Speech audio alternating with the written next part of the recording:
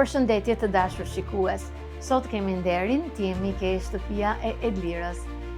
Edlira Qini, një zë që lidh brezat përmes kujdesit dhe kulturës.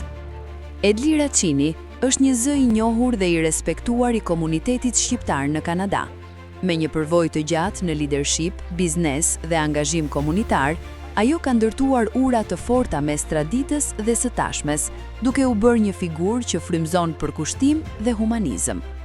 Si themeluese e organizatës Meshan Qini for Graceful Aging, Edlira ka krijuar një hapësirë të veçantë për të moshuarit, një komunitet të ngrohtë ku promovohen lidhjet njerëzore, mirëqenia dhe një stil jetese aktiv.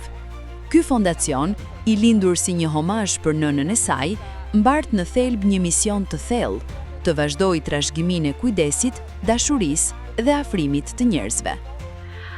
Nga librat e mia të parë, unë i kam sjellë sot këtu faktikisht.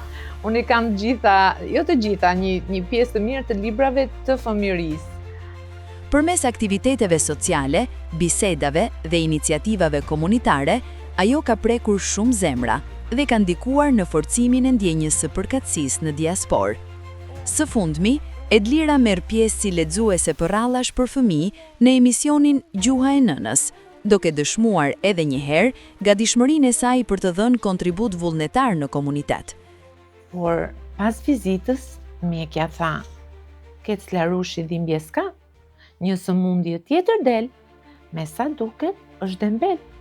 Me zërin e saj të ngrohtë dhe dashurinë për gjuhën shqipe, ajo bëhet pjesë e botës magjike të fëmijëve, ku çdo rrëfim kthehet në një mësim dhe çdo fjalë në një kujtim të çmuar.